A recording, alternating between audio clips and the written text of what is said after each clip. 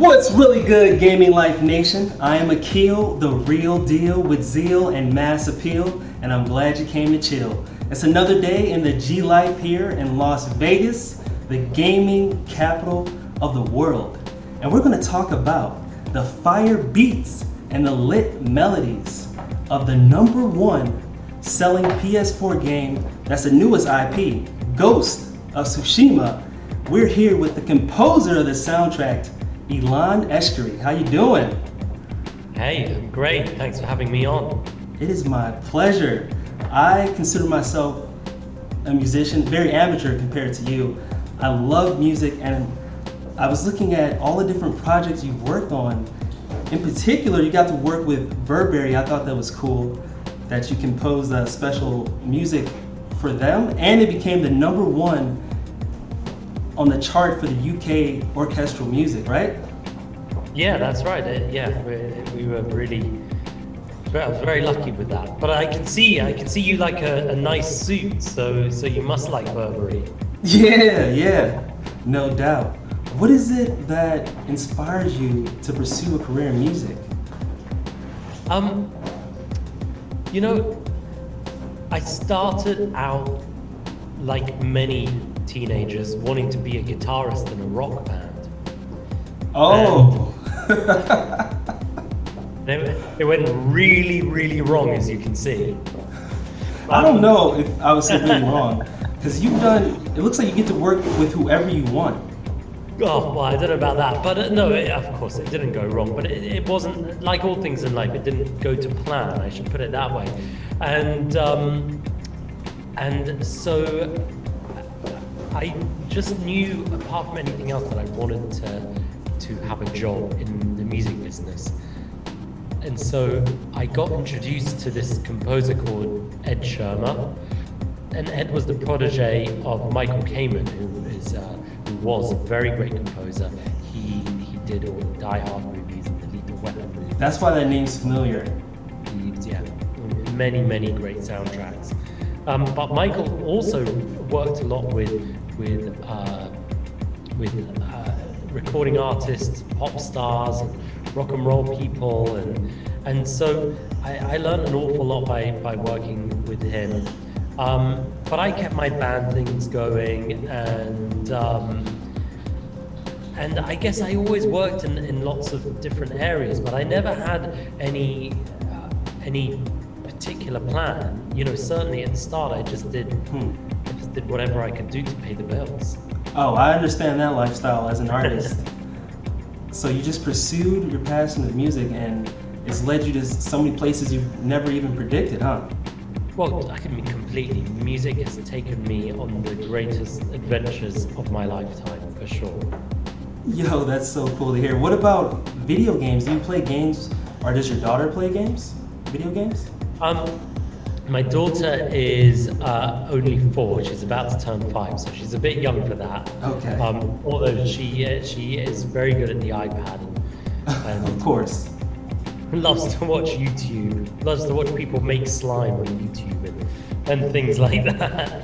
But no, I grew up. I mean, I was at the sort of dawn of home computer gaming.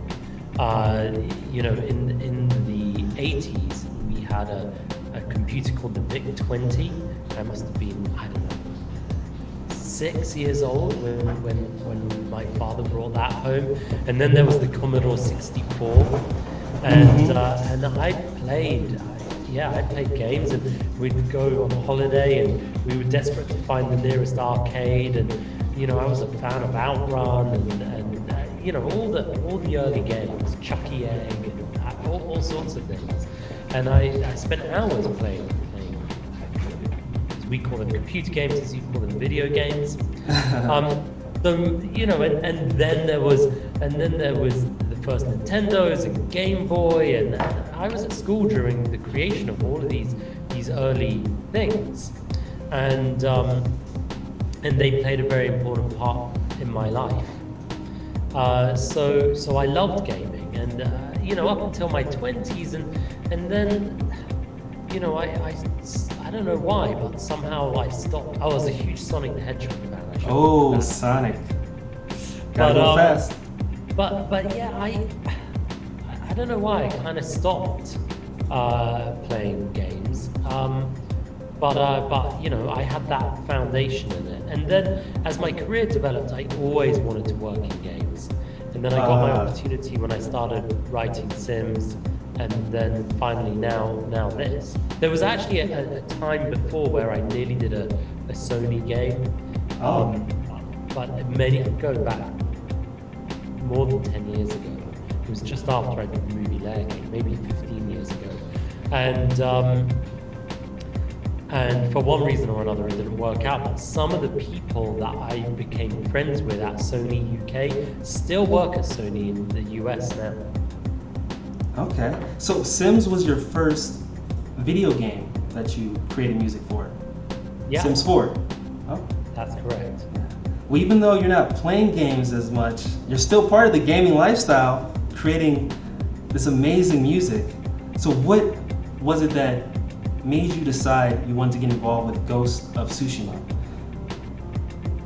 Well, you know, when they first approached me, truth be told, I was not that keen. And the reason is that I thought, I brought my own prejudice to it. I just thought, this is, you know, I don't want to do a game that is just about, you know, slicing people up with a sword and violence and blood. And not because I've got a great big moral point of view on it, but just because creatively, I don't know how I connect to that. You know, I want to emotionally connect with the projects that I do. I want it to artistically connect to something that I feel like something important that I have to say, and that way I can really do a good job of it. And so I wasn't that keen, but the PlayStation guys said that they were interested in this soundtrack that I'd written. And which soundtrack? The soundtrack was a Shakespeare film called Coriolanus, and it was the directorial debut of the famous British actor Ray Fiennes. And the film that we made together it's a beautiful film, and I'm very proud of it, but it's a niche film. It's very art house, you know, and the music is really unusual. You know, Rafe and I have a great creative synergy, and we always come up with, or I come up with a crazy plan, and Rafe is always happy to take it, to follow it, like, but not just a little bit, like completely the whole way. He's very uncompromising in the creation of his art, and I am too. So that's great. So we created the soundtrack that I think is very unusual, and it's very niche, and not many people know it. But the Sony guys who are making this huge AAA blockbuster video game are like, hey, you know, we like this soundtrack, and I just thought that's unexpected, and it's a really brave choice, and it really piqued my interest. So then the next step is we went to Seattle to meet with the Sucker Punch guys, and they had this sat in the boardroom at their offices, and they gave me this presentation, like a mixed media presentation. Because the game was at I'm going back to 2017, I think it was. It's a very in 2017. Yeah, and so they talked me through 45 minutes, an hour, talked me through the whole story and every detail of the Ghost. And you knew it was more than just hack and slash at that point. By the end of that, I was so blown away. I just was like, this is a really powerful story. It's, you know, because it's about a young man who has been trained in a certain way, who obeys a certain moral code, but is faced with the realization that in order to save the people that he loves and to save his home, he has to break from all of that tradition, all of that moral code, from the ghost of his father, from everything, in order to save the people that he loves and his world that he loves.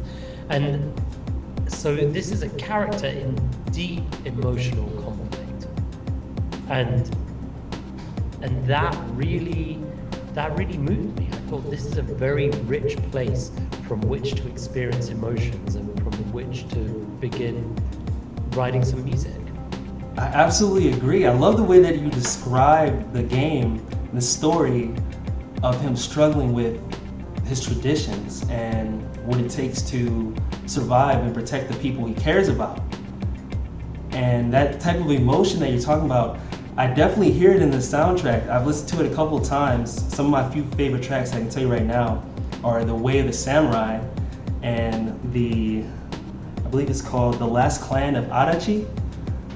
Oh yeah, that's another good one. Thank you. Yeah, and I was The Way of wondering. the Samurai is a pretty interesting one, because that piece of music is based on a very traditional bit of Japanese music. Do you mind? I'm just going off. Oh, go for it, because I love that. I love that song. I want to hear more about it. Yeah, it's based on a piece of music which is the telling of a famous Japanese, very famous Japanese story, the tale of the Heike, and children learn it in school, and I came across it because in my research I found this Japanese instrument called Biwa. Biwa. Yeah. Isn't there a specific Heike Biwa that's only made for storytelling?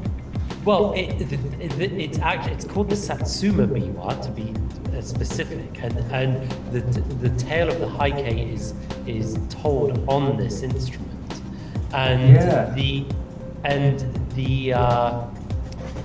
But what was amazing is in my search for instruments, and as I learned about Japanese scales and melody and researched folk songs, I came across this instrument, and in many ways it's the most warlike of instruments because it's the instrument that the samurai learned to play, and they would sing tales of their exploits on this instrument. And the story gets even more incredible because it turns out that as the samurai disappeared, so did the art of playing this instrument. So in the middle of the last century, the art of this instrument was almost completely lost. And there was one great master left. This great master taught a handful of people, and those people are still around. And one of them, fortunately for me, Junko Ueda, she lives in Spain. Now, Junko is a very spiritual and wonderful performer of biwa. She also sings shomyo, like traditional monk religious music. But she is a great master of the biwa, and I was able to fly her to London. Wow. And she taught me a lot about this instrument. It's amazing, this instrument. It's sort of like a guitar that you play upright with a giant plectrum. Right. And anyway, that piece of music features that instrument right at the very front. It's a very special and unique sound, and a very beautiful performance by one of the few great players of that instrument. That is incredible. No wonder I'm so attracted to that track, because it's so authentic. So she flew to London to record for The Way of the Samurai? Yeah, absolutely, the from Biwa? Spain.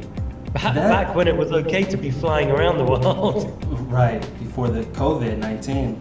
Yeah, that is. But and that piece of music is the beginning of the tale of the Heike. It is actually that, and the rest of that piece of music is my arrangement of that ancient piece, and it is an ancient piece, like maybe nearly 1,000 years old.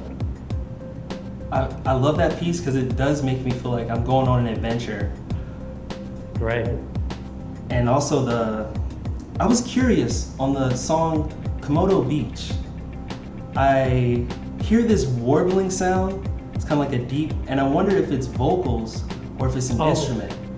It is. I'm glad you mentioned that, because that is Mongolian throat singing. It's another unusual thing, and they get these weird, like more than one note when they sing. They sing like this low note, and then these other notes come out at the same time. Not that many people could do it, but I found that this again, an amazing. I got to collaborate with such incredible musicians and artists on this. I agree. This man, Michael Ormiston, he lives in the UK, luckily, but he lived in Mongolia for quite a long time and went out to the desert, and he learned the traditions of this music. And he also played this thing called the horse-head fiddle, which is another ancient Mongolian instrument, which is it's like a box with like a neck, and you play it with a bow, and at the top of the neck is like a giant wooden horse's head. It's incredible. So I got to work with some of these musicians. You know, I could even, I don't know if this is perhaps a little unorthodox, but as we're talking about it, I just on my phone, I don't know if that comes out. I can see. That's I see it with the horse head. You had that picture ready to show. You must have been showing that off. That's the horse. That's the horse head right there. Cool, right? I've never seen that before. Well, and nor had I, and I don't think that many people have. And here, this is Junko Ueda with the Biwa. Oh yeah. What is the pig called that you use to play the Biwa? I don't. There is a name for it. I'm it's embarrassed huge. that I can't remember what it is. It's like huge. a slice of pizza. Right, but but I mean, how rock and roll is that? It's like you're not playing this axe with no small pick. You're like whacking it with this huge bit of wood. Yeah. Well, I have another question real quick about the Mongolian warbling. It's not altered at all by any technology. That's all natural. That is actually what he sounds like. That's amazing. It's an amazing thing. It's called Mongolian throat singing. It's a whole thing.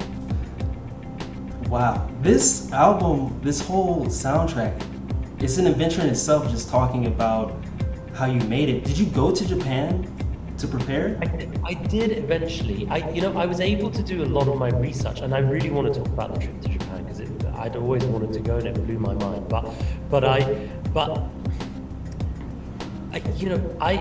I began doing this research, and it uncovered so much for me. And I had a lot of help. There was a professor, one of the great professors of Japanese music, is called Professor David Hughes, and he's also based in London, and was able to help me and guide me towards musicians and books to read. And because this idea really came from Sucker Punch. They wanted to make the game authentic. They had gotten leaves from the island of Tsushima so that they could make the trees in the game look more real. This is the lengths that they went to that they strived. Such a labor of love. I found that so inspiring. I thought, I've got to do the same. And so I really went on this journey, and I thought, I learned the Japanese scales. It was really difficult. It was eventually it's clicked, and now I know just a tiny bit, like the tip of the iceberg. But I learned the Japanese scales, how the harmony works, how the melodies work. I researched folk songs from the island of Tsushima. Some of these melodies are actually melodies that, as best as we can tell, are actually melodies that would have been heard during the 13th century on the island of Tsushima. Some of the instruments are instruments that would have been played during that time, and then I adapted them and made them more dramatic than they needed to be. But when I started to include the orchestra, my rule was, the Japanese instruments, they play 5-note pentatonic scales, and so the orchestra is only going to use these 5 notes from these scales. But then there isn't a tradition of chords in the way that we have. And so I had to create chords based on these 5-note scales, and I created a whole system of how this would work. And then And then when I needed to break the rules, I broke the rules. Every once in a while, you're obeying this strict thing that you've created for yourself, and then you just throw it all out the window and do something else just for a moment, and that becomes really powerful. And there are moments like that in the score. But but the main theme, which is one of my favorite pieces, The Way of the Ghost. I mean, I love all the pieces. They're all my children, what can I say? But The Way of the Ghost, I wrote that, and that has real purity of creation in it, because it's based on a Japanese scale called the In scale, and there is 5 notes in that scale, and there is 5 notes in that piece of music, and that is it. Everything in that piece of music can be played by a Japanese instrument, and it is authentic and built on a foundation of Japanese tonality, and I'm really proud of that. I'm so glad that you brought up The Way of the Ghost, and I also think it's incredible how there's a parallel between your story and the story of the game, where you talked about how you tried to stick to the tradition as long as you could, but eventually you had to break some of the rules in making the music with the Japanese scales. The same way as we see the protagonist in the Ghost of Tsushima struggle with the... I never even thought of that. I love that you said that. That's so true. You know what's amazing? This is why I think the game is such a powerful story, is because the idea that you're breaking from tradition, the youth is forming something new. This is a story of humanity, but it's a story that humanity is repeated over and over again. We're right in the middle of a huge youth revolution right now. Yeah. And in essence, it's the same story, and that's why I think it really connects. And I just think, that's why the gaming world, why I was drawn to it, but the gaming world has got such powerful stories to tell these days, and they do it so well. Absolutely, I agree, and the music is always such a huge part of the storytelling in video games. So thank you again for the beautiful tracks, and we're talking about The Way of the Ghost. There are 2 tracks called The Way of the Ghost, right? Yeah, because of course there's Claire's version, and I was so delighted that she could come and be involved in that. She's such a phenomenal singer. She's doing the vocals on the second one, right? Exactly, yeah, the song version of it. Okay. Yeah, so you did the first one, then she came and she did the vocal arrangement of that track. Yeah, well, it's essentially the same piece of music, but with vocals and lyrics. No doubt. Okay. So was there a theme? Well, I guess you got a chance to know the story, but did you have a goal in mind or a particular takeaway you want the audience to have after listening to Ghost of Tsushima and playing the game and hearing your music? Not really. I mean, apart from the things that we said, I really. One of the goals. I don't know if I can answer that generally, because there were so many goals within this for me, but it was always came back to this friction of the past, the future, and the place of emotional turmoil as those 2 things wrestle with each other. And even in the action sequences, because I talked about my reluctance to do action for the sake of it, and even in the action music, I hope that people feel that it's all very emotionally driven. And at the end of the game, no spoilers here, but towards the end of the game, there's a very important fight, and like there is in every game. But when I began to understand what the story was behind this fight, I thought, the player needs to be having this fight, but with tears in their eyes. It's got to be like the most powerful and most difficult fight, and use the most skill, but at the same time, it is the most emotional, or one of the most emotional. And that became a real challenge for me. How do I write a bit of action music that rips your heart out at the same time? And and all the action music for me needed to have an element of that. Well, I think you did an amazing job. You rise to the challenge. I was so impressed with the entire soundtrack. Like I said, I have to say it again, my favorite songs are The Way of the Samurai and The Last Clan Adachi. I keep those on repeat, especially when I was preparing to talk with you. And I want to know what's next. What should we be looking for from you? Well, right now I am finishing work on the new David Attenborough TV series, which is called A Perfect Planet. It's part of the Planet series. I'm really proud that this is my third collaboration with the legend that is David Attenborough. Congratulations. Thank you. I had the great pleasure of him coming to one of my recording sessions at Abbey Road once when I worked with him. And, you know, I mean, it's a beautiful, beautiful program. But it's got a very powerful message, as you can imagine, and it's a message that I feel when I'm writing the music for this, when I'm helping create this program, that I'm doing my bit, you know, for the planet and helping, you know, in a small way, helping to try and get the message that we need to get across. And that kind of stuff is really important to me in my work as well. You know, I have this, alongside Perfect Planet, I've been completing a space project, which is called Space Station Earth. And we did our first festival performance of that last summer, and we were meant to be touring with that, doing festivals this summer and then touring later on in the year.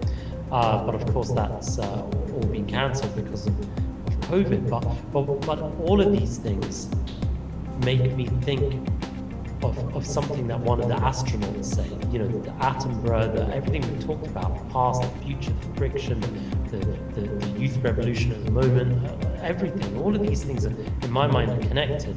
And for me, it was summed up beautifully by this astronaut who said, when you're on the space station, on the International Space Station, you very quickly realize that in order to survive, you have to look after your fellow astronauts on the space station and the vessel that you're traveling in. If you don't do those two things, then you are not going to survive the trip. Right? And that's very clear, right? You're in the space station, you're looking up, that's very clear. And then you look out of the cupola, which is the module that looks down, or has these windows that look down on the planet. All the astronauts love to spend their time looking down at home.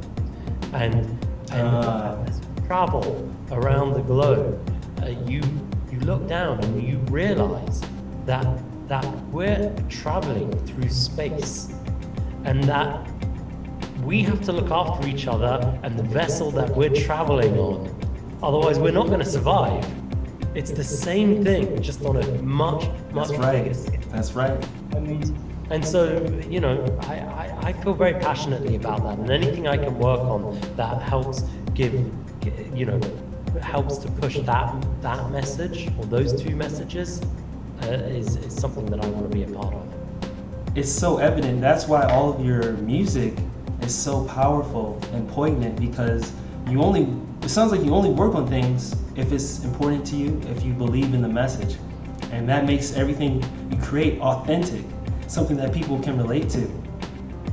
Yeah, absolutely. That is my number one thing, is that I want to work on something that means something to me. Yeah, and just like you said, this vessel is Earth. I love how music and video games can bring people together just out of having the shared experience of loving a soundtrack or an artist and loving a video game, and how they go hand in hand. As you said, it's all connected. The youth revolution we've been talking about, it's all connected. It's part of the GLYFE. And that's the purpose of art. And video game is one of the newest art forms, and a great art form. Music is one of the most ancient art forms, but the purpose of art is to tell human stories and to teach, to educate, and bring people together. And you know, we're the sum of all the stories that we've learned, right? And that's humanity. Yeah. Oh man, it's getting deep. We're getting deep here. I don't know why. Let's talk about something funny. No, I appreciate you dropping the wisdom. I'm glad that it got real. I'm glad that we can talk. No one ever called me wise before, but well, I won't be the last to call you wise. Tell everybody where we could find you on social media or whatever links you want everyone to follow. Oh, great. Yeah, well, I am on Instagram, and it's just my name, Ilan Eshkeri, and same on Twitter. It's lucky that I've got an unusual name, right? So it's not I get first pick every time. I found your YouTube channel right away. I've got YouTube channel and Facebook. I haven't quite managed to get in on TikTok or Snapchat. Have I missed Snapchat? I've missed Snapchat, right? You can still do Snapchat. I'm not hopping on the TikTok bandwagon myself either. No, but I'm too old for Snapchat, right? I don't think so. Who told you that? I don't know. Seems like something that younger people do. Yeah, well, anyway, so yeah, I'm yet to appear on Snapchat and TikTok, but we'll see. But almost everything else, we can find you on Facebook, Twitter, YouTube, Ilan Eshkeri, and we'll make sure that we have your name spelled correctly with your links as well, so everyone can see in the Gaming Life Nation. Great. Well, thank you again for your time. I really appreciated the interview. Is there anything else you would like to add before we wrap it up? No, I think we covered a lot of stuff there. Okay. Yeah, it was my pleasure. I particularly liked hearing the in-depth stories behind the Biwa and some of my favorite tracks. And I just can't thank you enough for the music you've created and spending some time with us today. Great. Well, thank you very much for having me on. Oh yeah. Hopefully it's not the last time. We'll see you later. I hope so. All right. Peace. Have a good night. Good night.